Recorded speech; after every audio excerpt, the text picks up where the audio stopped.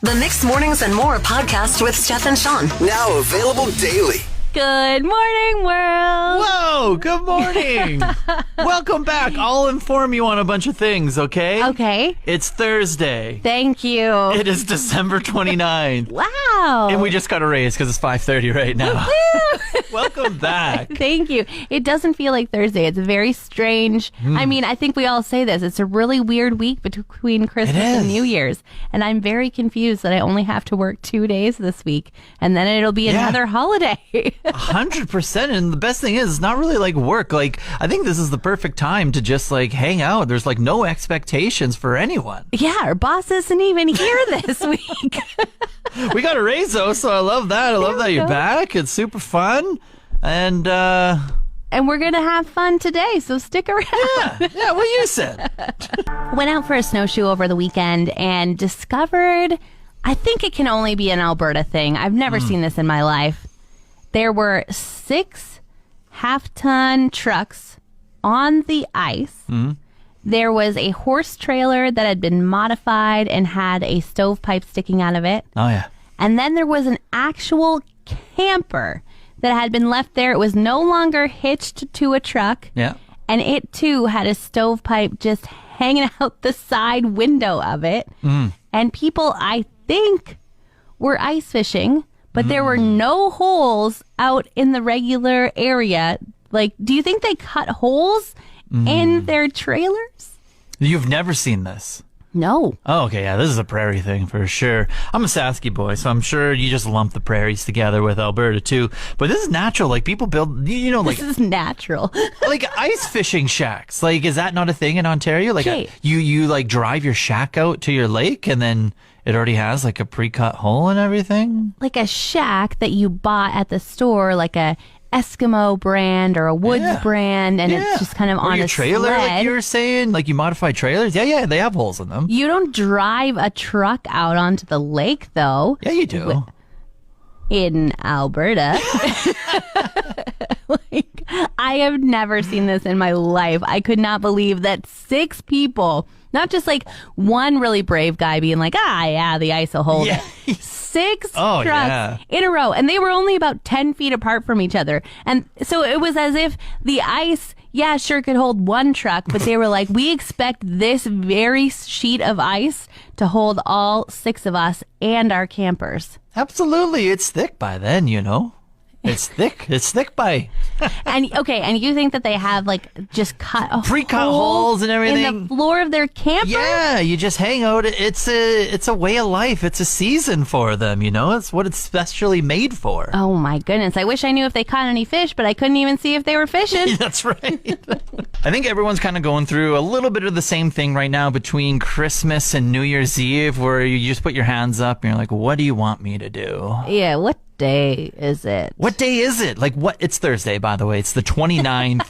And we have New Year's Eve coming up so shortly on the weekend here. And I think, so last year I had these days off and I was down in the city, but now I don't have these days off and I'm working them. And I think this is the way to go. I think you need to work these days instead of wasting the holiday days. Oh, okay. So if you have to take actual holidays, you shouldn't do it between Christmas and New Year's. Yeah, like if you're just lounging, staycation, like I don't want to go to work, I just want to sleep in and wake up on my own time. No, go to work during these days. If you're actually away somewhere visiting relatives or family, friends, etc. in the mountains, do that. But if you're just at home and you're using vacation days, you're doing it wrong. Because there's no expectations right now. Like it's literally just like, just make sure like things don't break. Okay. Do you get the vibe? Yeah, I do get the vibe, especially because our boss isn't here either. So it's just kind of like we get to hang out in the morning and then leave the station playing and then we'll just go home. Okay, I can see what you're saying. They're so low. They're never going to be this low throughout the entire year. This is like the most slack week of work throughout the entire 365. And so I'm advocating for never taking holidays during this awkward time between Christmas and New Year's. Good to know that I just used 2 days of my holidays and you're saying I shouldn't. Yeah.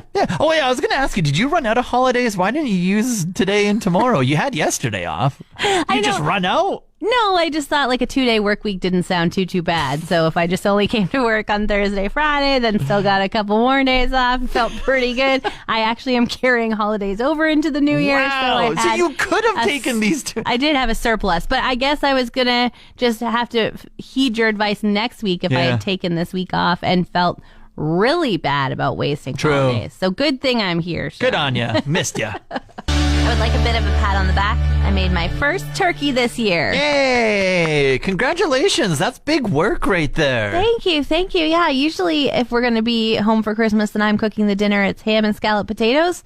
But the request was turkey this year, and I met the request. Good job. How'd you all take? What did you do? How'd you take it on? I've never done it before. Well, first things first, I was very nervous that with the way the striking of trucks is going and stuff like that, there wasn't going to be any turkey left. That could have been a saving grace.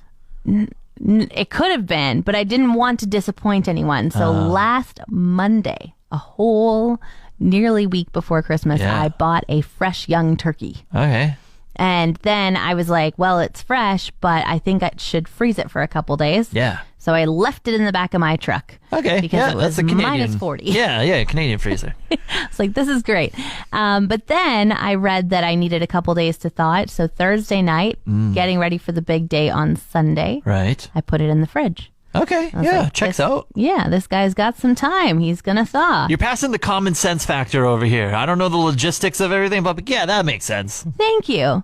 Sunday morning, which was like days later, he was still frozen solid. Oh, was your fridge cranked? No, it was just a regular fridge temperature. But I wonder, okay, this is just a question. Yeah. Forgive me for not Googling first. But like, is minus 40 frozen more frozen than -2? Like, it's still as hard as it seems it would be either way. Yeah. But how come this turkey did not thaw at all for 3 straight days? Yeah, the common sense factor says, minus 40 is more frozen than -2.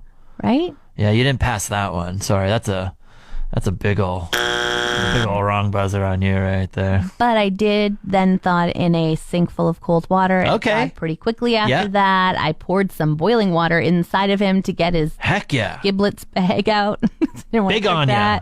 Yeah, and he was delicious. In fact, 3 of the 5 people sitting around the table said it was the best turkey they had ever had, including my husband, who insisted he was so grossed out by the thawing process he wasn't going to have any of it. Wow, well, that's a bunch of lies then. They're just puffing you up right there. No, I said I wanted a pat on the back from you. I got it. Don't take it back. Well, when 3 of them say it was the best they've ever had.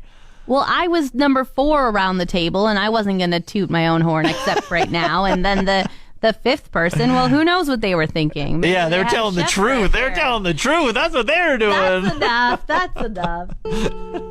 I did a good but bad thing the other day, Steph, and I've done it before, and I'll do it again. What's that? You know how I go and just buy cakes often? I did it again. Oh, my goodness. I did it again, and I'll do it again. Yeah, there's this carrot cake. I was walking down the aisle, and it was just staring at me. It was just like, it was the holidays.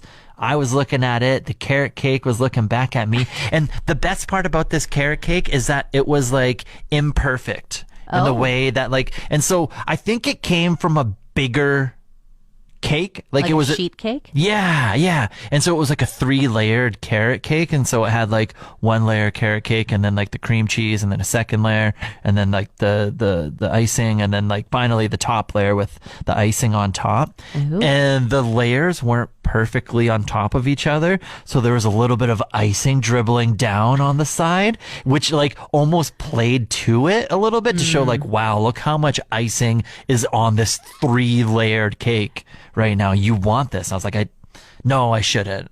And I walked by and I did the rest of my shop. Right. And I went over to the frozen section. I went over to all the other sections. I had everything. And then I walked by the checkout line and I was like, you know what, Shawn? Still thinking about that cake. Still, the whole shop just went by and I was like, I don't have cake in my cart right now. It's the gosh darn holidays. I deserve carrot cake right now. And so you brought the cake home. Yeah, I bought it. Did you tell your roommates this time that you had a friend that was having a birthday, that the birthday party got canceled? Or did you just own up to it and say, I wanted cake and I wanted the entire thing to myself. There's no awkward bypassing of roommates this go around where I had to lie and say I bought a whole cake to myself and not, it was a friend's birthday at work. So thankfully I didn't have to go through that. But now I just have some carrot cake just hanging out with me. Do you have some left? I do. I had some self-containment because I'm already breaking out like a 13-year-old child with all the Christmas chocolate that I'm eating. I was like, okay, let's not go too hard right here. Let's space it out. Let's drink lots of water. Let's hydrate, and let's make sure I actually look like I'm 32 and not 13. Okay, Shawn, but I need to ask you this. When you have this cake, now we've already established you're a bachelor and you like to eat from the middle of the cake like a crazy guy, but you said this one's a bit of a rectangle. Yeah. So are you being a civilized person, cutting a piece and taking it to your room that way, or are you taking the entire container of cake to your room, eating it in your bed? Like cutting it with a knife? Yeah. No. You're just eating out of the container, Shawn? Why dirty a plate when I can just eat on the container that it comes with? I'm not dirtying a plate. I'm not dirtying a knife. I'm grabbing a fork and I'm stabbing away at it. I appreciate that you said you were trying not to be a 13-year-old boy, but then you just disqualified that statement. I like to think I'm one of those people who get home from a trip and unpack within the first few hours of being home, throw a load of laundry and get things done. I like to think I'm one of those. Oh, yeah, because there's two types. You either do that or you don't. And then you just wear the clothes, or as you take them out, you decide if you're wearing it or putting it in the drawer. Yeah. But this past 5 days, I've been at a cabin and I had to bring so much stuff with me. It was just like reusable grocery bag after reusable grocery bag of, roasting pans and food and clothes and winter things and snowshoes. Yeah, just all the holiday gear that you got to bring along that you don't really have. Yeah, but my friend is visiting from Toronto, so my house is like pristinely clean for her arrival. And then we had to walk in all of the reusable grocery bags from getting with the home. 700 bags and messy it all up. And now I just looked at it after 5 days away and I was very tired. And I thought, what would be great right now is just laying on the couch and dealing with this later. But instead, because I have this wonderful visitor who I want to think that I'm one of those people who unpack immediately.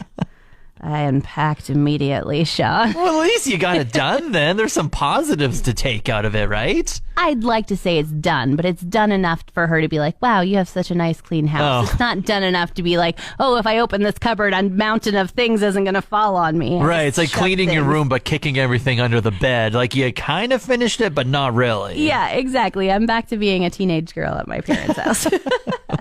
Hilarious story in the sports world about a week or two ago, Steph, where greed came back to bite a guy in the butt. Tell me all about it. Yeah, so I think I've talked about this Aaron Judge guy before. He plays baseball. He's like 6'7". He had a record-breaking year last year. He just signed like a new $300 million contract with the New York Yankees. Oh, yes, I remember like maybe 2 months ago, and you were telling us how much he was making a minute just for breathing. Exactly, like $100,000 a minute, whatever it may be.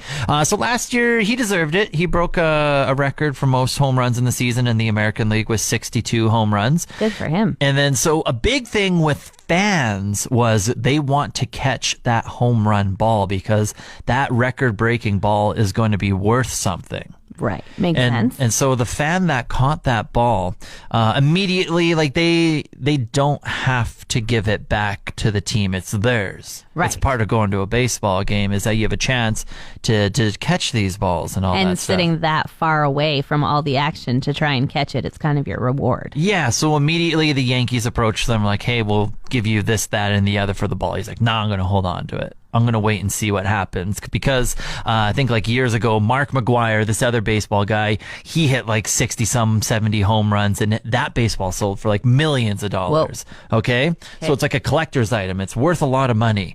And then so he was holding on to it. People were giving him offers. He's like, nah, I'm going to wait and see. I'm going to wait and see. Last month, someone offered him $3 million for this record-breaking baseball that Aaron Judge hit last season. That would change your life. He debated it, and he's like, no, I'm going to put it up for private auction next month, and we're just going to let people bid on it and let the price rise, right? Mm-hmm. Turned down $3 million. Auction just closed the other week. $1.5 million is what it sold for. You love to see things. I love to see things like that. Like greed, just eating. He probably got offered so many things during the past 6 months, 5 months from whenever he caught this ball. Probably some amazing things he got offered. And he's just like, you know what? I'm gonna wait at this auction, and then it doesn't go for what he wants it to go for. And you're just like, haha. That's what I went, haha. That's exactly what I did. And so, no, it's amazing to see greed eat him up like this. He's still $1.5 million richer from also being in the right spot at the right time at a baseball game. But on one half, he could have doubled it to $3 million a couple days earlier from a guy just saying, hey, don't take it to the auction. I'm going to be honest. I hope it doesn't eat him alive for the rest of his life that he could have had an extra 1.5. I hope he knows that we're over here going, ha ha. It seems like the airports are kind of righting themselves now. They had quite an experience last week, and a ton of travelers were stranded, be it from the storm on the West Coast or the storm in Ontario. Extreme cold through the prairies. Yeah, it was like you could not win if you were traveling last week. And my friend Jamie was coming to visit me from Toronto. She got trapped in Calgary on Tuesday. We finally picked her up in Edmonton on Friday morning because it was just like, well, you're never getting to Fort McMurray. Yeah. But what we didn't pick up was her luggage. Oh, right. Yeah, because it's all lost in who knows where. Mm-hmm. And so she had been chatting with some different agents at the airport, and they were so very helpful to her. However, I don't want to say they gave her wrong information. It was just, on a normal day, if you lost your luggage, it would be very easy to find. But on a day when everybody's luggage is gone. Was going through. It's hard to tell people something. Yeah. So she filled out some forms. She talked to 4 different agents. Her luggage did not come to Edmonton with her. And so she found somebody else to chat with, and her and the lady kind of bonded. Jamie had a bit of a cry. It was a big deal. Oh, yeah. Pretty rightfully so. Yeah. And the lady was really helpful, and she said, you know what, once it does come to Edmonton, we'll deliver it to the cabin you're staying at 2 hours from here. Pardon me? I know. Seems like a little bit of a white lie. I would not believe that. Well, it certainly I was like, ma'am, you lost thousands of people. Well, not you, but just with everything going on, thousands of people, tens of thousands are looking for the luggage. You're not delivering it 2 hours to a cabin. Well, Jamie believed her. And they had a very calming moment together, and everything was okay. And Christmas Day, who calls but the lady at the kiosk from Edmonton from Thursday that she chatted with. Yeah. And the lady said, I remember you, Jamie. How's the cabin? She was so kind. Oh. She had no good news to share. Oh. She was like, we are not going to even get bags delivered by Wednesday to the people in the city. There's no way your bag is driving 2 hours out to a cabin. And so James said, can you send it back to Fort Mac? She said, absolutely. Can you send me a picture of it? I would appreciate that. Yeah, I'd just like to know it still exists. Yeah. It doesn't right now exist. It says it's still in transit. It's not in Fort McMurray. Still in Toronto. Might not be in Edmonton. Never left Toronto. Who knows? But Jamie left her house in Toronto last Tuesday, and she hasn't had any luggage since. Oh, my. So CNN is coming out with some new requirements for their New Year's Eve broadcast. Andy Cohen and Anderson Cooper are hosting it together. They're always hilarious. I love it.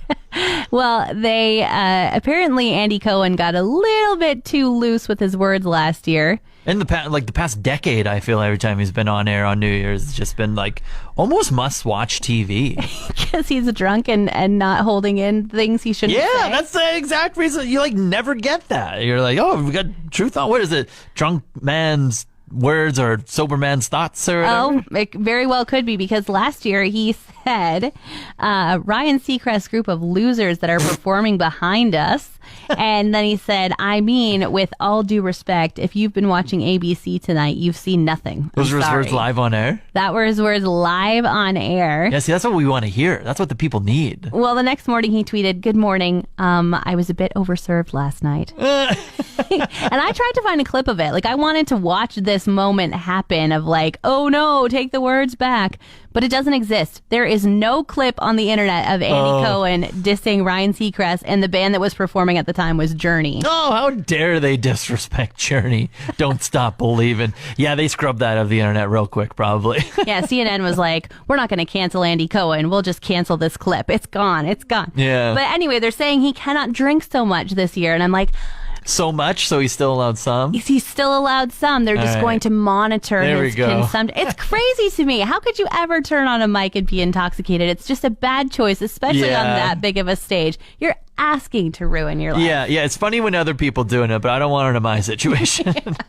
I have a recommendation for everyone who is unsure of what to do in these weird days between Christmas and New Year's Eve. There we go. What's that? It's a television show, so if you are done with all your outdoor activities and you want to go inside and just turn on a show, you're looking for that next thing to get glued to, Amazon Prime is what you're going to need here, okay? Okay. It is starring John Krasinski, Jim from The Office. Yeah. And the show is called Jack Ryan. Jack Ryan. Have you heard of it? No, it's like a guy with two first names? Yeah, you can never trust him. And that's because he is a secret agent.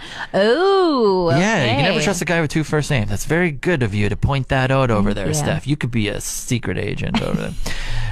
It's fantastic. So yeah, he's a secret agent. Things go wrong all across the world, and he's kind of working for the CIA, and he's this undercover guy who goes and fixes these things all over the world. And it's just like a fun military secret agent action-packed TV show that just keeps you going throughout the entire season. But I've also come to realize something about myself while watching this really good television show. Tell me more. 3 episodes max is what I can do, and then I have to have a snooze. What? I thought you were going to be like, then I need to like decompress and think about all that I've watched and really figure out all the clues they gave me about a secret agent. No, you just need a nap? Yeah, pretty much. I'm not a good binger, I guess, because I'm really into this. And over the holidays, I had like 5 days off. There was 3 seasons, I think like 8 episodes per, that type of thing, 45 minutes long. I'm like, oh, that's crushable. 3 seasons at that? That's so easy. No, every 3rd episode, I'm like, oh, I could just turn this off right now and go for a little snooze. Okay, but are you sure that this is a good show to recommend if every 3 episodes it puts you to sleep? Is it just a you problem? It's a me problem. Okay. I'm pretty sure of it because I want to wake up and like go back to it. Oh, that type of thing. And then I'm like, and then sports intervene, and always in my life I have to watch a 4-hour football game and then go back to it and watch 1 episode before bedtime, that type of thing. But I'm on the 3rd season now and I am hooked. I can't wait to see what happens in season 3. I can't wait to see if you make it all the way to finishing the end of season 3 by the end of this holiday. Want more of today's show? Download the Mixed Mornings and More podcast. Now available every weekday.